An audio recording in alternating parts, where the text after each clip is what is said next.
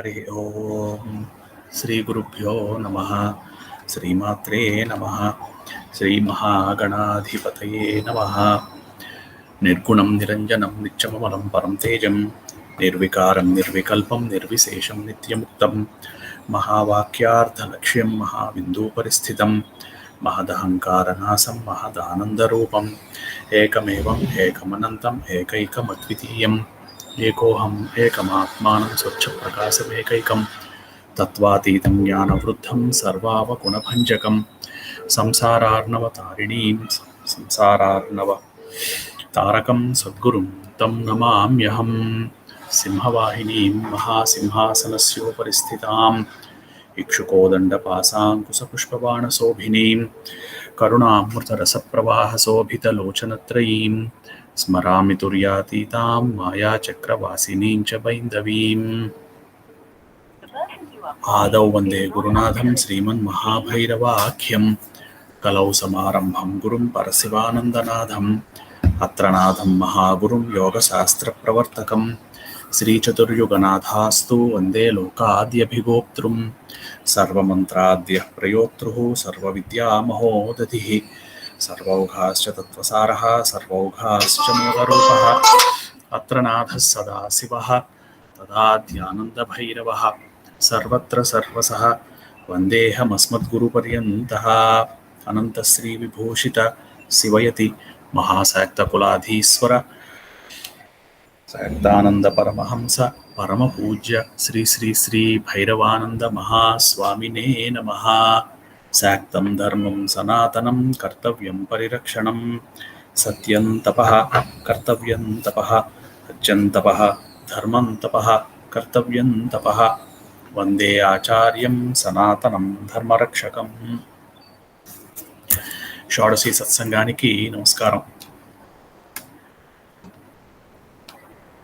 మార్కండేయ పురాణాంతర్గతంగా మనం పరమేశ్వరి చెప్తున్నటువంటి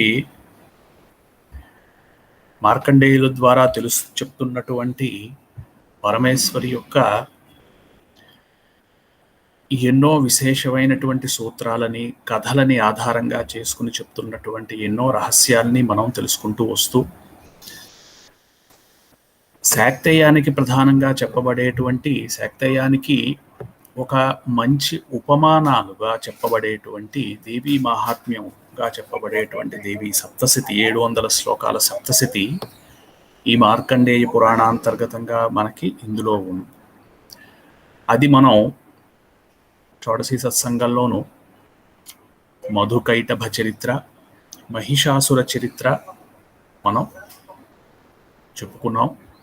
ఇప్పుడు శుంభనిశుంభుల యొక్క చరిత్రని మనం చెప్పుకుంటున్నాం. కశ్యపునికి ధనువు అనబడేటువంటి కశ్యప ప్రజాపతికి ధనువు అనబడేటువంటి భార్య నుంచి పుట్టినటువంటి సంతానం ఎవరైతే ఉన్నారో ఆ సంతానంలో మొదటిగా పుట్టినటువంటి వాళ్ళు ఈ శుంభనిశుంభులు అనబడేటువంటి వాళ్ళు. శుంభనిశుంభులు బ్రహ్మ కోసం విశేషమైనటువంటి తపస్సు చేసి ఎన్నో కష్టమైనటువంటి వాళ్ళకి నచ్చినటువంటి వాళ్ళు ఇటువంటి వాళ్ళు ఎవరు ఉండరు అని అనుకుని కోరినటువంటి వరాలన్నీ కూడా కోరారు. ఏ రకమైనటువంటి అస్త్రశస్త్రములతోటి కూడా మరణం సంభవించకూడదని, ఏ రకమైనటువంటి ఇంకా నర నాగ కిన్నర కింపురుష ఇటువంటి వాళ్ళు అన్ని జాతులతోటి ఎవరైతే ఉన్నారో వాళ్ళలో ఎవరి దగ్గర నుంచి కూడా మరణం సంభవించకుండా ఉన్నట్టు. తర్వాత అపజయం ఎరగనటువంటి స్త్రీ ఎవరైతే ఉన్నారో అటువంటి పరాజయం ఎరగనటువంటి స్త్రీ తప్పించి ఇంకా ఎక్కడా కూడా ఇంకా ఎవరి చేత కూడా వారికి చావు రాకుండానట్లుగా వాళ్ళు బ్రహ్మని కోరారు. అందుకోసమని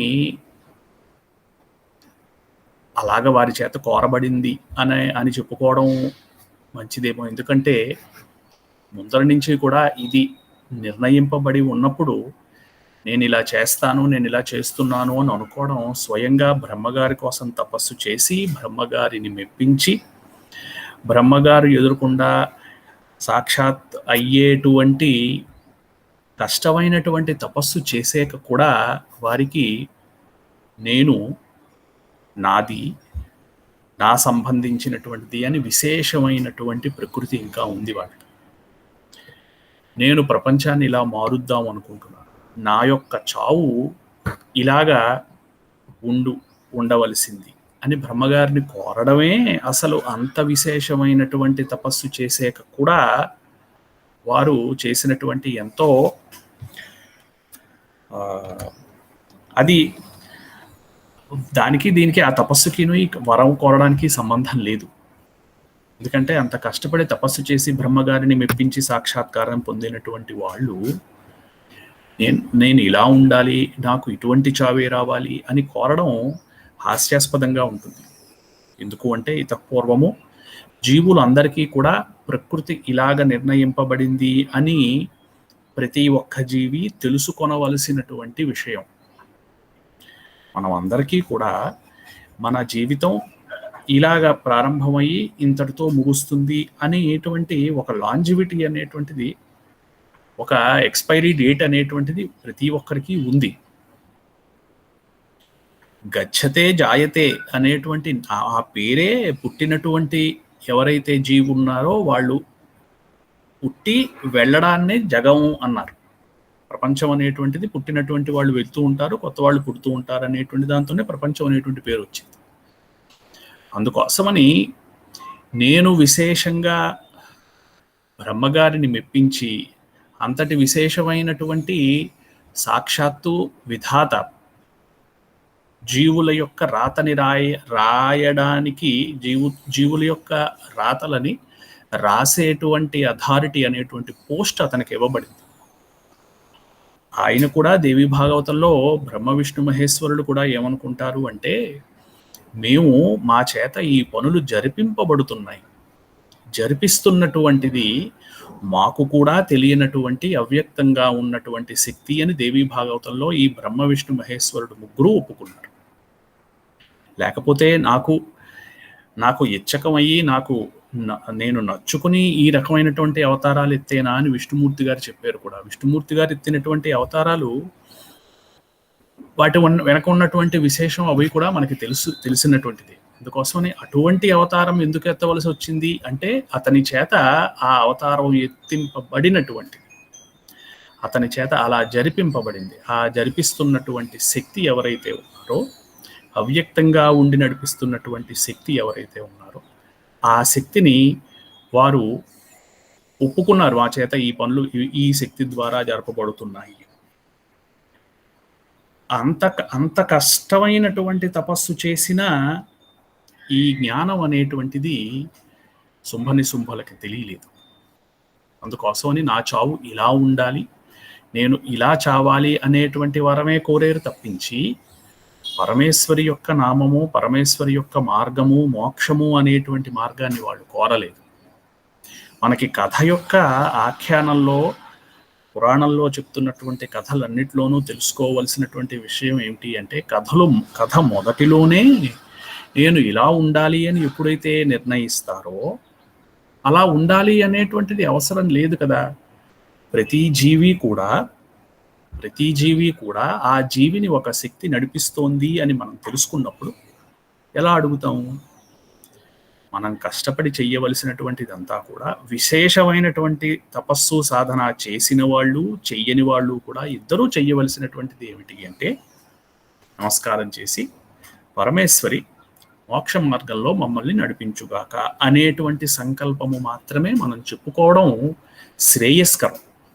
ఇది కాకుండా నాకు ఇది కావాలి, నేను ఇది చేస్తాను, నాకు ఇలా ఉండాలి అని ఎప్పుడైతే కోరతామో, మనకి ఉన్నటువంటి ఎక్స్పైరీ డేట్ని ఇంకా క్లియర్గా ఇంకొకసారి మనం హైలైట్ చేసుకుంటున్నట్టు లెక్క. అందుకోసమని ఆ హంబుల్నెస్ ఏదైతే ఉందో, అది ఆ వినయం శుంభులకి రాలేదు. అందుకోసమని అలా వారికి ప్రారంభమైంది. బలం అనేటువంటిది వచ్చింది, బలంతోటి వచ్చినటువంటి గర్వం వచ్చింది. నేను ఇది చేయగలను, నాకు ఇది చేసేటువంటి అథారిటీ నేను సంపాదించుకున్నాను అనేటువంటి ఐడెంటిటీ అనేటువంటి అస్తిత్వం వచ్చింది వారికి. వారేం చేశారు? నియామకాలు చేసినటువంటి పదవులు ఏవైతే ఉన్నాయో ఇంద్రుడితో ప్రారంభం చేసి అందరికీ కూడా ఈ ఈ ఈ ప్రపంచంలో ఈ సృష్టి ఏదైతే ఉందో ఈ సృష్టి నడవడానికి కావలసినటువంటి అన్ని పనులు కూడా వీరు వీరు వీరు వీరు ఇలా చెయ్యాలి అనేటువంటిది నిర్ణయింపబడినటువంటివి.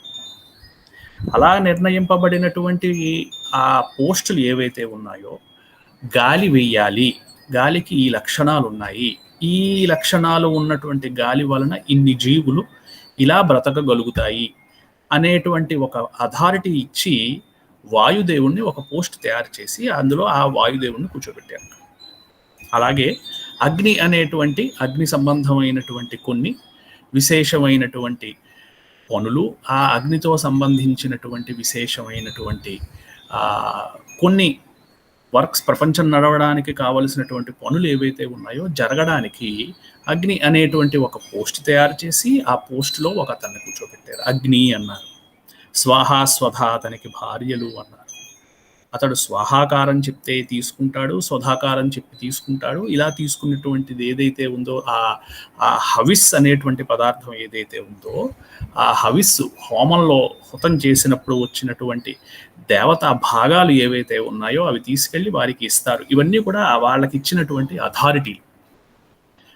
జీవులందరికీ కూడా ఒక ఎక్స్పైరీ డేట్ ఉంది అని అనుకున్నప్పుడు ఎక్స్పైరీ డేట్ అయిన వెంటనే ఆ జీవిని పైకి తీసుకెళ్లేటువంటి బాధ్యత ఒకళ్ళకి ఇచ్చి ఆ అథారిటీలో ఒకళ్ళని కూర్చోబెట్టి దానికి న్యాయము, దానికి ధర్మము అనేటువంటి సూత్రాలని యాడ్ చేసి యమధర్మరాజు గారిని ఒక పోస్ట్ తయారు చేసి అందులో యమధర్మరాజుని కూర్చోబెట్టారు. ఇలాగా దేవతా భాగాలు ఏవైతే ఉన్నాయో ఇంద్రాది దిక్పాలకులు, వీళ్ళని దిక్పాలకులు అంటారు. దిక్పాలకులు అంటే దిక్కులని పాలించే వాళ్ళు, లేకపోతే రూలర్స్ ఆఫ్ ది క్వార్టర్స్ అని అంటారు. Rulers of the directions. కేవలము డైరెక్షన్స్ని రూల్ చేసేటువంటి వాళ్ళే కాదు వీళ్ళు. డైరెక్షన్ అనేటువంటిది వాళ్ళకి అగ్నిగా ఒక ఆఫీసులోకి వెళ్ళి ఇంద్రుడు ఎక్కడ కూర్చుంటారండి, ఇంద్రుడు గారు ఫలానా ఆటుపక్క తూర్పు దిక్కున్నటువంటి ఆఫీస్ రూమ్లో కూర్చుంటారు అని చెప్పారు. కాబట్టి తూర్పు అనేటువంటిది ఆయనకి అలాట్ చేయబడినటువంటి ఒక డైరెక్షన్. అయితే డైరెక్షన్తో పాటుగా ఇంకా చాలా డ్యూటీస్ ఆయనకు ఉన్నాయి. ఈ ఇంద్రాది దిక్పాలకులు ఎవరైతే ఉన్నారో అష్ట దిక్పాలకులు కాకుండా కిందని అనంతుడు, పైన బ్రహ్మ, ఈ 10 మంది కూడా ఈ దిక్పాలకులు చేసేటువంటి పనులని ఈ శుంభనిశుంభులు మీరు ఇంకా చేయక్కర్లేదు, మీ పనులు మేమే చేస్తాం అని వాళ్ళని బాధించకుండా, వాళ్ళని ఇబ్బంది పెట్టకుండా, వాళ్ళని మహిషాసురుడు వీళ్ళందరినీ కొట్టి బయటికి పంపించాడు. శుంభనిశుంభులు అలా చేయలేదు. వీళ్ళు కొంచెం సాఫిస్టికేటెడ్గా, వీళ్ళు కొంచెం ప్రొఫెషనల్స్ అంటాను చూసారా, అలాగే వీళ్ళు కొంచెం జ్ఞానం ఎక్కువ ఉంది వీళ్ళకి. అందుకోసమని మీరు చేయాల్సినటువంటి పనులు ఏమీ లేవు, మీరు ఖాళీగా ఉండండి, మీ పనులు కూడా మేమే చేయించుకుంటాము అని చెప్పి వాళ్ళకి సంబంధించినటువంటి నామినేటెడ్ పోస్ట్స్లో వాళ్ళకి సంబంధించినటువంటి వాళ్ళకి కావాల్సినటువంటి వాళ్ళని ఆ అథారిటీలు ఇచ్చారు. ఈ అథారిటీ ఇచ్చి అక్కడ ఉన్నటువంటి దిక్పాలకులు అందరికీ కూడా ఏ రకమైనటువంటి పని లేకుండా చేశారు. ఒక అస్తిత్వం, మొత్తం దేవతలందరి మీద ఆధిపత్యం అనేటువంటి అస్తిత్వం ఇంద్రునికి ఉంది. ఆ అస్తిత్వం ఇంద్రునికి లేకపోతే, ఆ ఆధిపత్యం ఇంద్రునికి లేకపోతే ఇంద్రుడికి ఇంకా అస్తిత్వం ఉండదు. అగ్నికి ఈ పనులు చెయ్యాలి అనేటువంటి అతనికి ఒక టాస్క్, కొన్ని టాస్కులు ఆయన కంప్లీట్ చేయాలి. ఆ టాస్కులు ఆయనకి లేవనుకోండి, ఇంకా అగ్ని యొక్క అవసరం లేదు. అందుకోసమని ఈ దేవతలందరూ కూడా, ఈ దిక్పాలకులు, తర్వాత దిక్పాలకుల కింద ఉన్నటువంటి ఈ హైరార్కీ, దేవతల యొక్క హైరార్కీ ఏదైతే ఉందో, ఎవరి మీద ఎవరుంటారు, ఎవరితో మాట్లాడుతూ ఉంటారు, అశ్విని దేవతలు ఏం చేస్తారు, మిగిలినటువంటి దేవతలందరూ ఏం చేస్తారు, దేవతా గణములు ఏమిటి చేస్తాయి, విశ్వేదేవులు ఏం చేస్తారు, ఇలాగ వీళ్లకు ఉన్నటువంటి అథారిటీస్ అన్నిటినీ శుంభనిశుంభులు తీసేసుకున్నారు. శుంభనిశుంభులు సంపాదించినటువంటి అథారిటీ అంత ఎక్కువ ఉన్నా కానీ వీళ్ళని ఉంచి వీళ్ళ పనులను చేయనివ్వచ్చు, కానీ అలా చేయలేదు. ఎప్పుడైతే వీళ్ళ అస్తిత్వాలు పోయాయో వీళ్ళందరూ కూడా, ఈ దేవతలందరూ కూడా వచ్చి వాళ్ళకి జ్ఞాపకం వచ్చింది, ఏమని జ్ఞాపకం వచ్చింది? ఇది వరకు మహిషాసురుడి యొక్క వధ జరిగినప్పుడు మీరు కేవలము నన్ను పిలవండి, పిలిచిన వెంటనే భవతాం నాశయిష్యామి తత్ క్షణాత్ పరమాపద, మీకు వచ్చినటువంటి ఆపదలు ఏవైతే ఉన్నాయో భవతాం నాశయిష్యామి తయాస్మాకం వరోదత్తో యథాపత్సు స్మృతాఖిల, ఒక్కసారి స్మృతికి తెచ్చుకోండి. స్మృతి అంటే పూర్తిగా జ్ఞాపకం రావడం అనేటువంటిది పూర్తిగా మనం స్మృతి అని చెప్పుకోలేము. స్మృతి అని పూర్తిగా ఎప్పుడు రావాలి అంటే దానికి సంబంధించినటువంటి సర్వమైనటువంటి జ్ఞానం ఒక్కసారి వాళ్ళకి బుద్ధికి ఆవిష్కరింపబడాలి, బుద్ధికి తెలియాలి. ఫలానా పరమేశ్వరి మనకి ఇలాంటి సహాయం చేసింది కాబట్టి ఆ పరమేశ్వరిని ఒక్కసారి మనం నమస్కారం చేద్దాం, మనకి వచ్చినటువంటి ఈ ఆపదని ఆమె నాశనం చేస్తుంది కాబట్టి పరమేశ్వరికి మనం అందరం కలిసి స్తుతిద్దాము అనేటువంటి, ఇది వరకు మనకి వరం ఇచ్చి ఉన్నందువల్ల పరమేశ్వరిని స్తుతిద్దాము అని విశేషమైనటువంటి హిమవంతం నగేశ్వరం. హిమవంతం అంటే మంచు పర్వతం ఏదైతే ఉందో ఆ మంచు పర్వతం నగేశ్వరం, కొండలలోకెల్లా ఎత్తుగా ఉండేటువంటి అతి ఎత్తుగా ఉండేటువంటి కొండలు ఏవైతే ఉన్నాయో ఆ హిమాలయాల్లోకి వెళ్ళి హిమవత్ పర్వతాల మీదకి వెళ్ళి పరమేశ్వరిని స్తుతించారు. ఎవరిని స్తుతించారు? జగ్ముస్తత్ర తతో దేవీం విష్ణుమాయాం ప్రతుష్టువు. ఇక్కడ విష్ణుమాయ అనేటువంటి పదం మనకి పురాణంలో వాడబడింది. విష్ణుమాయ అనేటువంటిది ఏమిటి? విష్ణుమాయ అనేటువంటిది మనకి మహామాయ యొక్క స్వరూపము ఏదైతే ఉందో ఆ మహామాయ యొక్క స్వరూపం గురించి మనం ఇదివరకు చెప్పుకుని ఉన్నాం మధుకైటభ వధల దగ్గర. యోగమాయా స్వరూపము అని అన్నారు. ప్రపంచం సృష్టి కావడానికి ముందర, సృష్టి అయిన వెంటనే వచ్చినటువంటి మార్పులు ఏవైతే ఉన్నాయో ఆ మార్పులకి వచ్చినటువంటి చేసినటువంటిది ఏదైతే ఉందో మాయ అనేటువంటి దాన్ని మహామాయగా మనం చెప్పుకుని పరబ్రహ్మ స్వరూపానికి మిర్రర్ ఇమేజ్, పరావర్తనం చెందినటువంటి స్వరూపం. పరబ్రహ్మ స్వరూపానికి మహామాయకి తేడా లేదు.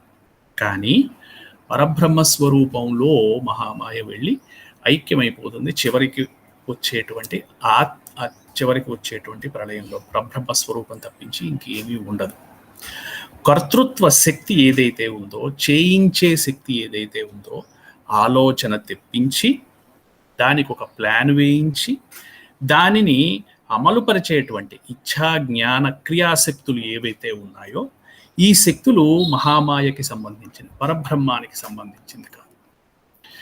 పరబ్రహ్మ స్వరూపం అలాగా నిరంతరం తన యందు తాను లీనమయ్యి పరబ్రహ్మ స్వరూపంగానే ఉండిపోతుంది తప్పించి అందులో చలనము మార్పులు రావు. మార్పులు ప్రపంచం నడవడానికి, ప్రపంచం యొక్క సృష్టి స్థితి సంహార తిరోధాన అనుగ్రహములు ఏవైతే ఉన్నాయో ఇవి నడిపించడానికి ఆ పరబ్రహ్మ స్వరూపమునందు చలనము కలిగి శక్తిగా మారి తర్వాత శక్తి అనేటువంటిది మిగిలినటువంటి భాగాలుగా, మిగిలినటువంటి స్వరూపాలుగా రూపాంతరం చెంది ఇందులో మహామాయగా వస్తుంది.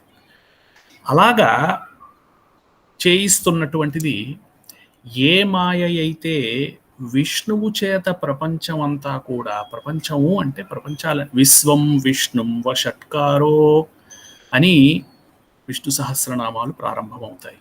ప్రపంచమంతా కూడా నిండి ఉన్నటువంటి స్వరూపము అని విష్ణువుకి అర్థం.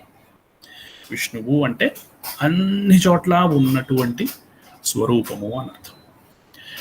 ఈ స్వరూపము ఇలాగా అన్ని చోట్ల ఉండి ప్రపంచాన్ని నడిపించేటువంటి పాలక శక్తి, గోప్త్రీ గోవింద రూపిణి. ప్రపంచాన్ని బయటికి కనిపించకుండా ప్రపంచాలన్నీ కూడా ఎప్పుడు ఏది ఎలా జరగాలో ఎలా నడవాలో నడిపించేటువంటి శక్తి ఏదైతే ఉందో అది విష్ణుమాయగా మనం చెప్పుకోవచ్చు.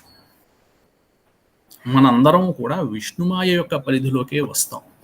మిగిలినటువంటి శివమాయ మహామాయ యొక్క పరిధిలోకి మనం రావు. ఎందుకు అంటే వాటిని గుర్తించడానికి మానవులమైనటువంటి మనకి ఉన్నటువంటి సహజమైనటువంటి తపస్సు ద్వారా చేసినటువంటి శక్తి సరిపోదు. ఉన్నతమైనటువంటి దైవీ స్వరూపాలు, దైవాంశములు కలిగితే తప్పించి మహామాయని మనం తెలుసుకునేటువంటి అధికారం కూడా, అవకాశం కూడా లేదు అని మనకి పెద్దవాళ్ళు చెప్పారు, మన గురువులు చెప్పారు. అందుకోసమని విష్ణుమాయ ప్రతుష్టువు, విష్ణుమాయ అంటే ఈ ప్రపంచాలని నడిపించేటువంటిదన్నీ జీవులలో ఉండి, జీవులు ఏం చెయ్యాలో వాళ్ళ చేత చేయిస్తూ, మిగిలినటువంటివందరూ కూడా ఉన్నటువంటి సృష్టిలో ఉన్నటువంటి వాళ్ళందరూ కూడా ఎవరెవరు ఏది ఎప్పుడు చెయ్యాలో అలా చేయించేటువంటి శక్తి ఏదైతే ఉందో ఆ శక్తిని విష్ణుమాయ అని మనం చెప్పుకోవచ్చు.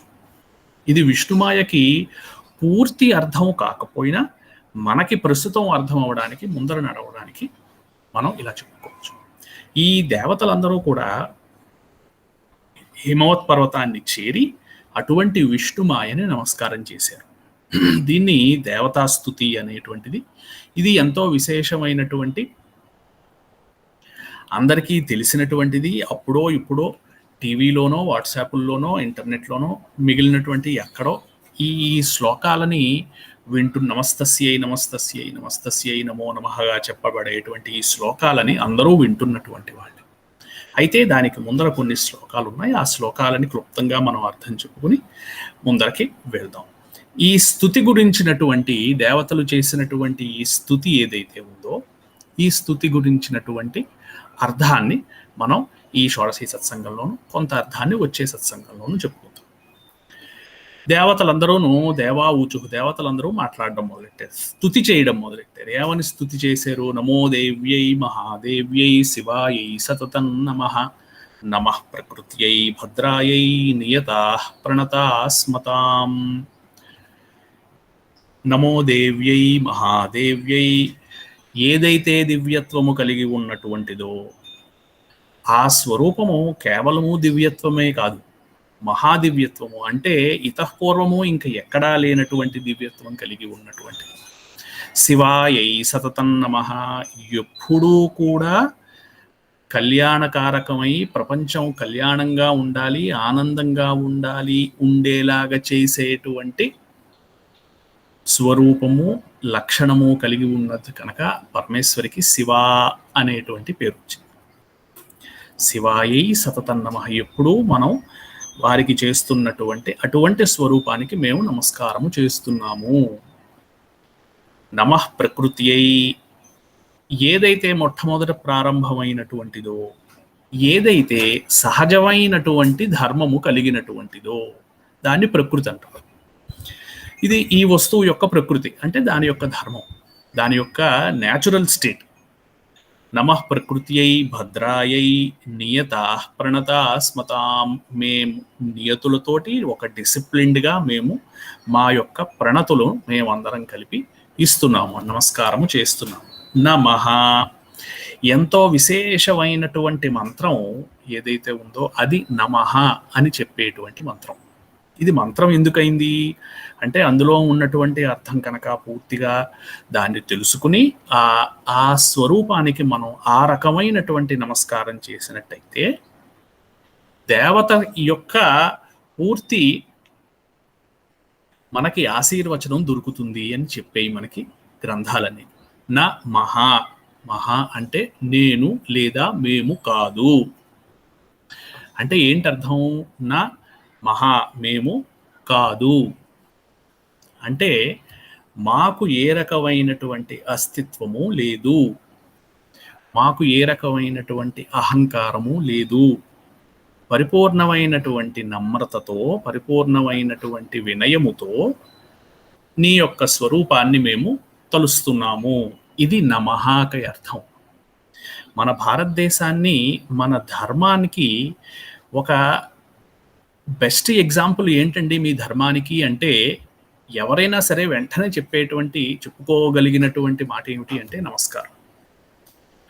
మనం నమస్కారము అనేటువంటిది చేయడానికి అర్థం ఏమిటి అంటే, మీరు ఎంతో విశేషమైనటువంటి స్వరూపం, నమః నేను కాదు అని ఎంతో హ్యూమిలిటీగా, ఎంతో వినమ్రతతో చెప్పేటువంటి మంత్రం. అందుకనే ఏ దేవతకైనా నమస్కారము అనేటువంటిది నమః. ఓ నా మహ అని ప్రారంభం ఏదైతే ఉందో బిందువు లేనటువంటి ఓంకారంతో ప్రారంభం చేస్తారు.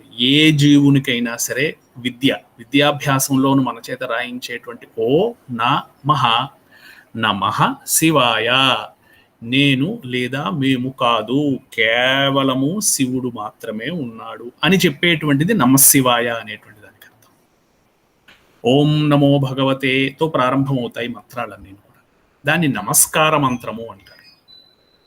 ఏ దేవత పేరు చెప్పైనా సరే నమః, హనుమతే నమః, రామాయ నమః, సీతాయై నమః, లక్ష్మణే నమః, ఎవరి పేరైనా చెప్పి నమః అంటే అది ఆ స్వరూపాన్ని పూర్తిగా నేను గుర్తించేను.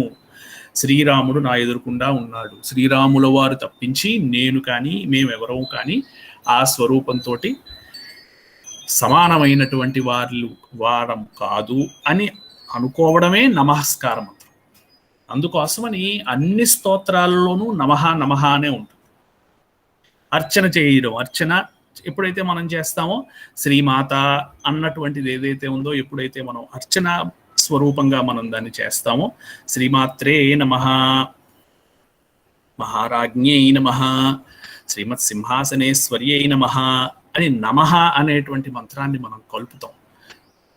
ఈ నమః అనేటువంటిది ఆ స్తుతికి ఒక విశేషమైనటువంటి అర్థం చెప్పేటువంటిది. నమః అనేటువంటిది నేను కాదు, మేము కాదు, నీవు మాత్రమే పూజనీయుడివి, పూజనీయురాలవి అని ఒప్పుకోవడం ఏదైతే ఉందో అది స్తుతి, అది నమస్కారం.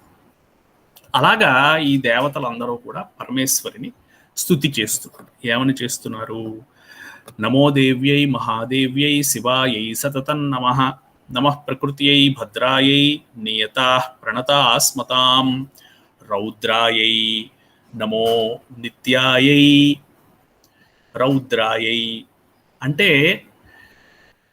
ఎంత ఇబ్బందికరమైనటువంటి పరిస్థితులు వచ్చినప్పుడు, లేదా ఒక రుద్ర అనేటువంటి అర్థానికి చాలా రకాలైనటువంటి అనేటువంటి పదానికి, రుద్ర అనేటువంటి పదానికి చాలా అర్థాలు మనకి నిఘంటువు తర్వాత వేదాంతము మనకి చెప్తున్నాయి.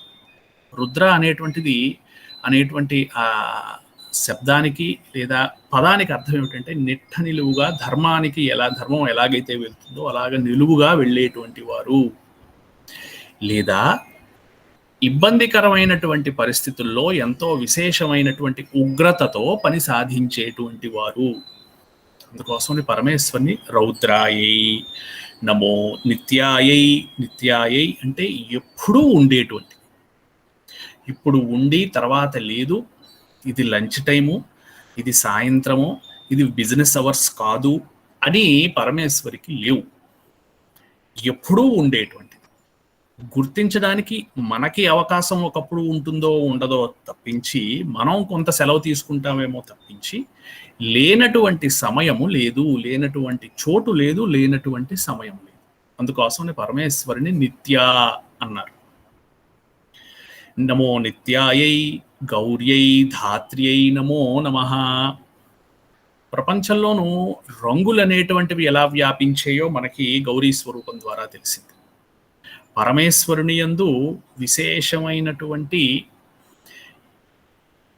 మార్పు తెచ్చినటువంటి సౌభాగ్యత్వాన్ని కలిగించినటువంటి లక్షణం ఏదైతే ఉందో అది గౌరికి చెప్పారు. అందుకోసమని గౌరం అని గౌరితో కూడి ఉన్నటువంటి శివుని గౌరం అనేటువంటి నామం వచ్చింది. అతనికి ఆ గౌరవర్ణం వచ్చింది. గౌరం కుంకుమ పంకిలం సుతిలకం అని మనం ఈశ్వరుడికి చెప్తాం. అలాగా గౌర్యై ధాత్ర్యై నమో నమః. ధాత్రి అంటే మనలందరినీ కూడా మోసేటువంటి స్వరూపం. భూదేవి అని మనం ఒక ఎగ్జాంపుల్గా చెప్తాం తప్పించి, భూమిని కూడా మోస్తున్నది ఇంకొకటి ఉంటాయిగా. ప్రపంచంలో భూమి కూడా ఎక్కడో అక్కడ సస్పెన్షన్లో ఉంది కదా.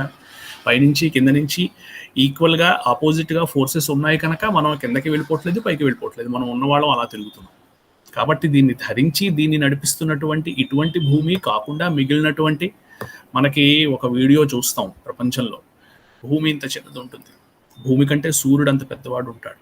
సూర్యుడికి ఎన్నో రెట్లు బృహస్పతి, ఆ బృహస్పతికి ఎన్నో రెట్లు శనిగ్రహం, శనిగ్రహానికి ఎన్నో రెట్లు మిగిలినటువంటివి ఎన్నో రకాలైనటువంటి నక్షత్రాలు ఉన్నాయి, చాలా చాలా చాలా పెద్దవైనటువంటి. వీటి అన్నిటినీ కూడా ధరించి నడిపిస్తున్నటువంటి శక్తిని ఏదైతే ఉన్నారో ధాత్రి అన్నారు. అలాగా జ్యోత్స్నాయై చేందురూపిణ్యై, తెల్లటి తెలుపు కలిగినటువంటి. జ్యోత్స్న అంటే పౌర్ణమి నాడు రాత్రిపూట 4 జాములలోనూ 3 జాములు, రాత్రి మొదటి 3 జాములు పూర్తిగా పౌర్ణమి ఉన్నటువంటి రాత్రిని జ్యోత్స్న అంటారు. ఆ స్వరూపాన్ని పూర్తిగా చంద్రుని యొక్క కాంతులతో నిండి ఉన్నటువంటి ఆ వెన్నెలకి ఆ పేరు జ్యోత్స్న అని. సో జ్యోత్స్న అనేటువంటిది కాంతికి చిహ్నం, జ్యోత్స్న అనేటువంటిది రంగుకి చిహ్నం. జ్యోత్స్నాయై చేందురూపిణ్యై, ఆకాశంలో ప్రతిరోజు కూడా ఉదయించడం అనేటువంటిది బయట జరిగేటువంటిది. చంద్రుని యొక్క ప్రభావము మన అందరి యొక్క మనస్సుల మీద పడుతుంది. అందుకోసమని ప్రపంచంలోనూ రసాన్ని పెంపొందించి ప్రపంచం నడవడానికి కారణమైనటువంటి విశేషమైనటువంటి దేవతలలో చంద్రుడు ఒకడు. అందుకోసమని చేందురూపిణ్యై సుఖాయై సతతం నమః.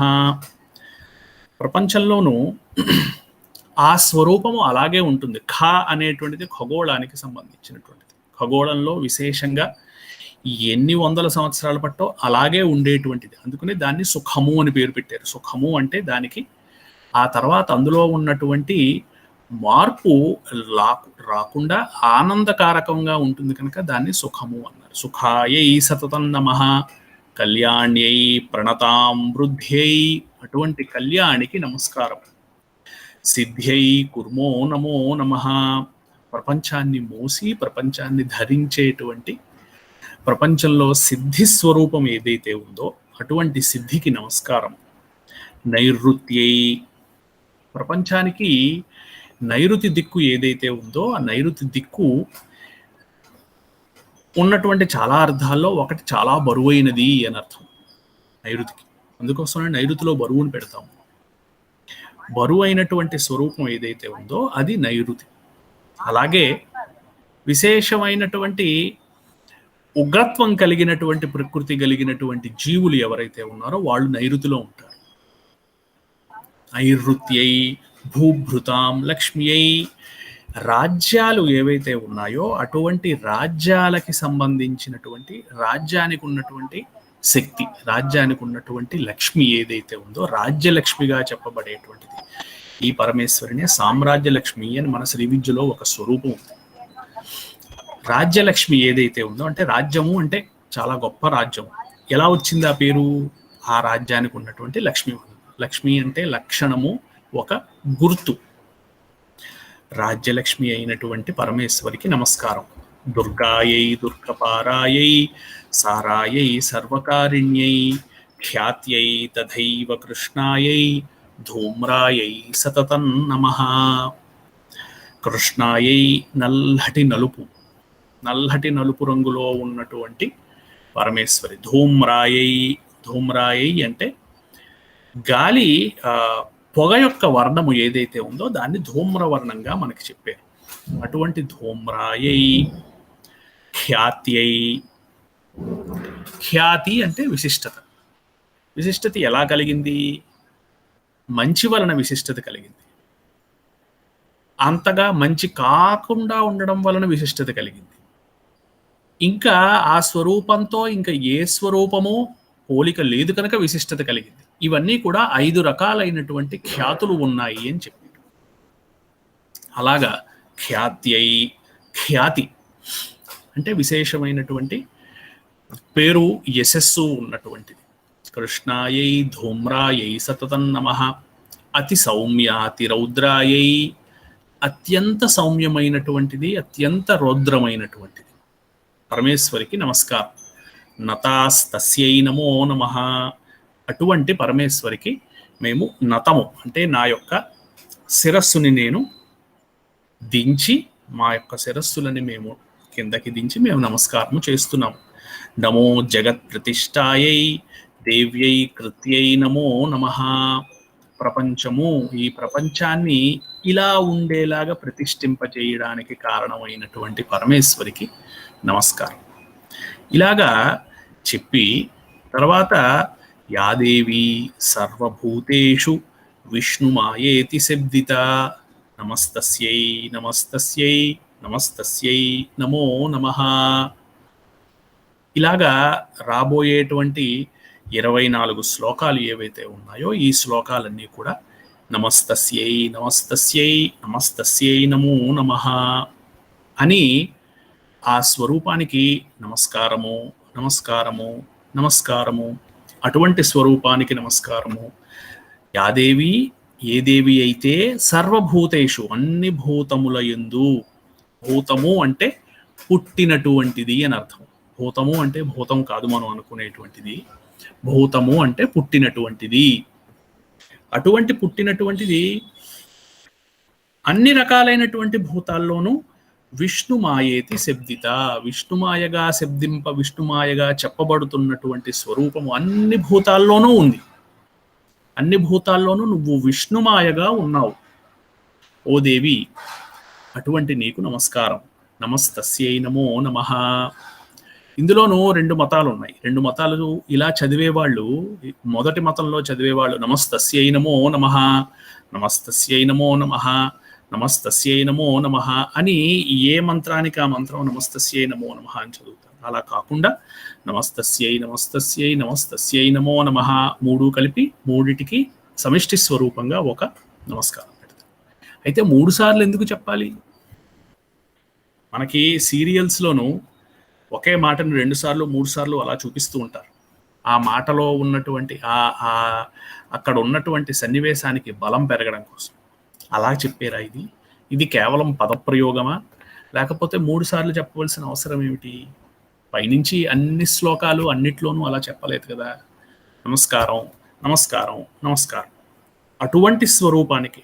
తస్యై అంటే ఆ అటువంటి స్వరూపం, అన్ని భూతములలోనూ విష్ణుమాయగా ఉన్నటువంటి ఓ పరమేశ్వరి నీకు నమస్కారం. అన్ని భూతములలో విష్ణుమాయగా ఉన్నటువంటి పరమేశ్వరి నీకు నమస్కారం. అన్ని భూతములలో విష్ణుమాయగా ఉన్నటువంటి ఓ పరమేశ్వరి నీకు నమస్కారం. ఇలా 3 సార్లు ఎందుకు చెప్పాల్సి వచ్చింది? ఇది మనం తెలుసుకోవలసినటువంటి విషయం. చాలా కామన్గా వింటూ ఉంటాం దీన్ని. మనం ఏదో చదివేస్తున్నారు కనుక, అదేదో వినడానికి అందంగా ఉంటుంది కనుక దానికి అకాంపనిమెంట్స్ ముందర వెనకాల ఉన్నటువంటి మ్యూజిక్ సిస్టమ్స్ తోటి దాన్ని మనం రంజకంగా తయారు చేస్తాం. కానీ అర్థం అనేటువంటిది తెలియాలిగా చదువుతున్నటువంటి. అందుకోసమని 3 సార్లు నమస్తస్యై చెప్పవలసినటువంటి అవసరం ఎందుకు కలిగింది? పురాణంలో పునరుక్తి నార్మల్గా ఉండదు. సాధారణంగా పునరుక్తి అంటే చెప్పిందే మళ్ళీ ఇంకొకసారి చెప్పడం ఉండదు. మళ్ళీ ఇంకొకసారి చెప్పి మళ్ళీ ఇంకొకసారి చెప్పి మళ్ళీ ఇంకొకసారి చెప్పి 3 సార్లు చెప్పారు. ఎందుకు? యాదేవి సర్వభూతేషు భ్రాంతి రూపేణ బుద్ధి రూపేణ సంస్థిత నమస్తస్యై నమస్తస్యై నమస్తస్యై నమో నమః. అన్ని భూతములలోనూ బుద్ధి రూపముగా ఉన్నటువంటి పరమేశ్వరి నీకు నమస్కారం. అన్ని రూపములలోనూ బుద్ధిగా ఉన్నటువంటి పరమేశ్వరి నీకు నమస్కారం. అయితే మొదటి పరమేశ్వరి ఎవరు, రెండవ పరమేశ్వరి ఎవరు, మూడవ పరమేశ్వరి? 3 వేరే వేరేనా, 3 ఒకటేనా? ఈ విషయాల్ని మనం మరింత విడిగా మరింత ఫోకస్డ్గా మనం వచ్చే సత్సంగంలోనూ ఎందుకు దేవతలందరూ కూడా ఈ 3 స్వరూపాలని విడిగా 3 స్వరూపాలు కలిపి సమిష్టిగా ఎందుకు చెప్పాల్సి వచ్చింది? మహాకాళి, మహాలక్ష్మి, మహాసరస్వతి అనబడేటువంటి 3 శక్తులు ఎవరైతే ఉన్నారో ఈ 3 శక్తుల యొక్క సమిష్టి స్వరూపమే ఇందులో చెప్పబడేటువంటి శక్తి అని మనకు తెలుస్తుంది. ఆ శక్తినే మోసపోసినటువంటి శక్తి కనుక ఆ శక్తిని చండీ అన్నారు కొందరు. లేని వాళ్ళు శక్తిగానే ఉంచారు. లేనటువంటి వాళ్ళు మిగిలిగా వేరేగా ఆలోచించేవాళ్ళు నమోదేవ్యై మహాదేవ్యై శివాయై సతతం నమః అన్నారు. ఏ పేరుతో పిలిచినా 3 శక్తులు సమిష్టి స్వరూపంగా ఉన్నటువంటి ఒక శక్తిగా మనం పరమేశ్వరుని చూస్తున్నాం. అందుకోసమని మొదటి నమస్కారం ఏ శక్తికి, రెండవ నమస్కారం ఏ శక్తికి, మూడవ నమస్కారం ఏ శక్తికి, దీని గురించి మనం మరింత డీటెయిల్డ్గా మరింత విపులంగా వచ్చే షోడశి సత్సంగంలో మాట్లాడుకుందాం. ఈ శ్లోకాన్ని సులభంగా లభ్యం అవుతుంది కనుక అందరూ కూడా ఒకసారి చదువుకుని దాని అర్థాలు తెలుసుకోవడానికి ప్రయత్నం చేస్తే ఏ ఏ ఏ లక్షణాలు బుద్ధిర్ నిద్ర క్షుధ ఛాయ ఇలాగా కొన్ని ఈ అన్ని జీవులలో ఏ ఏ స్వరూపాలుగా ఉంది.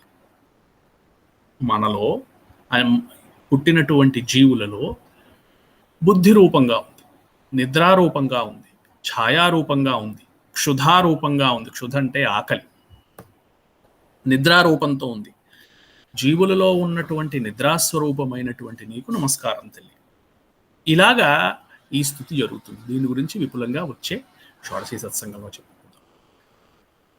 స్వస్తి ప్రజాభ్యః పరిపాలయంతాం న్యాయేన మార్గేణ మహిం మహీసా గోబ్రాహ్మణేభ్యః శుభమస్తు నిత్యం. లోకాః సమస్తాః సుఖినో భవంతు. సహనా భవతు సహనౌ భునక్తు సహ వీర్యంకరవావహై తేజస్వినావధీతమస్తు మా విద్విషావహై. ఓం శాంతి శాంతి శాంతి. స్వస్తి. మళ్ళీ మనం కలుసుకుందాం. శ్రీమాత్రే.